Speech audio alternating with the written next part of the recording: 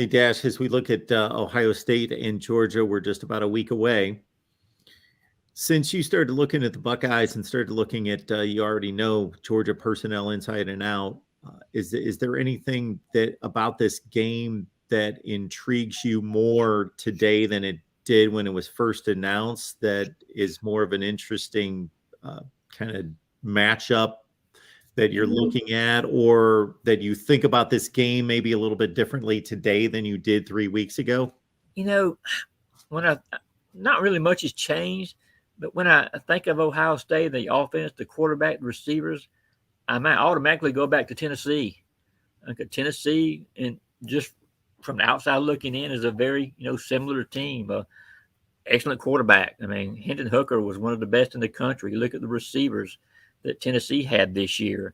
Uh, great players. Ohio State obviously had the same great depth at the position, and both teams run the ball, very well. So when I look at Ohio State, I kind of see similarities from that standpoint. And of course, Georgia had great success against Tennessee when they played in Athens. That was, I mean, I've been covering Georgia for over 25 years, and that was the loudest stadium I've ever. I mean, in Athens anyway in my life. I've been to Baton Rouge many times, and that's probably the loudest. Knoxville, Neyland can be really crazy, especially at night there too. But Georgia's that noise that night against Tennessee, that day against Tennessee, really made a big difference. I think the Vols had like 8, offensive false start type penalties.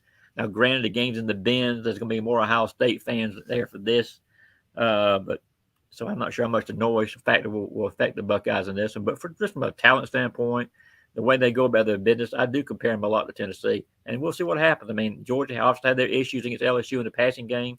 In the SEC championship, the Tigers threw for over 500 yards in that one. Although some of that I think was due mostly to some of the communication issues we saw on the back end.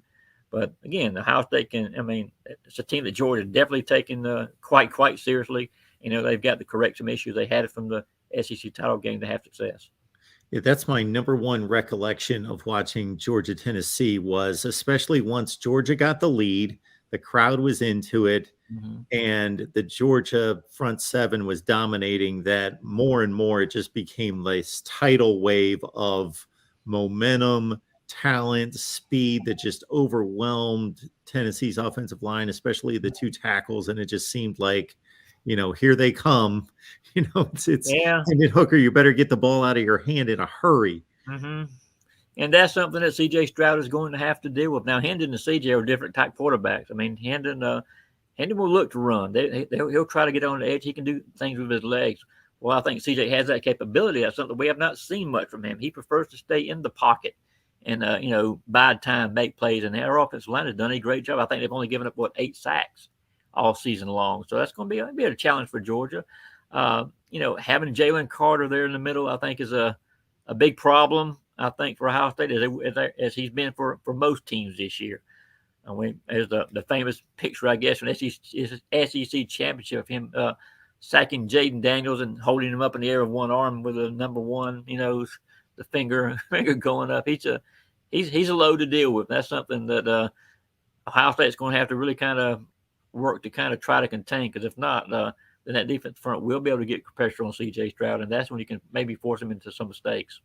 Yeah, I joked with our Buckeye guys on our Ohio State show the other day that maybe Jalen Carter's going to switch hands with C.J. Stroud. Maybe that's the only trick he's got left, that just switch hands.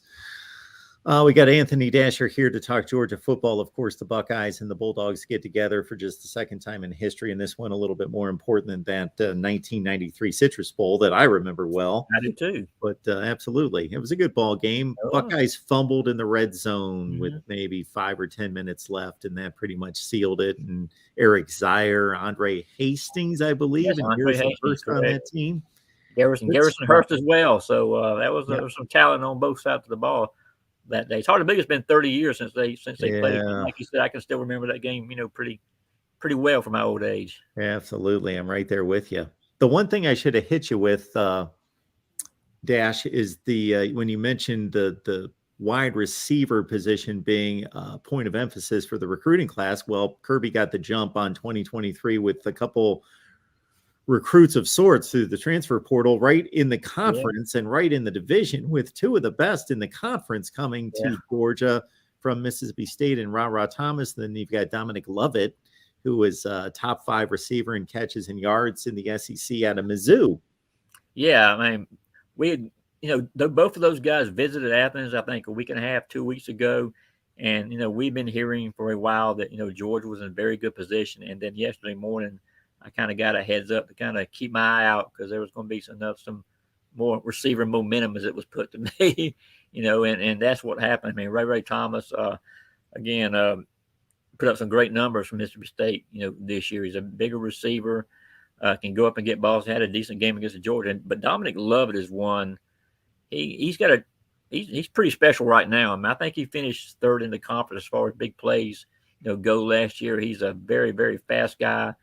He's has just had a ton of explosive this past season. I know when Georgia played Missouri, he had a very big game, scored a touchdown. So Georgia saw firsthand, what he's all about. So getting those two guys in, and like I said, along with the fact that Georgia won't lose a ton off the, barring any attrition, is going to bring back Ladd McConkey, A.D. Mitchell, Marcus Roseby, Jack Saint, Dylan Bell. I mean, it's going to be one of Kirby Smart's deeper, at least on paper right now, one of the deeper receiving classes that he's had. And, that's going to be important for them because, again, they're going to more than likely lose Darnell Washington to the NFL draft, one of the tight ends. They will have Brock Bowers back. But they wanted, I think, to make sure they have as many weapons as possible on that outside. And so far, I think they've done a great job of bringing some of those guys in. Yeah, like you say, Lovett caught 6 against the Bulldogs in a near upset that went down to the wire the last 3 or 4 minutes. And then Thomas, 7 touchdown receptions on 44 catches. That's nice production there for sure. Yeah, no doubt about it. I mean, both those guys, again, that you can't say enough about having that SEC experience too. And that's something that, of course, Georgia will have a new quarterback next year that they have to get used to, catching passes from and all of that. But they really like the weapons they've got right now for next year.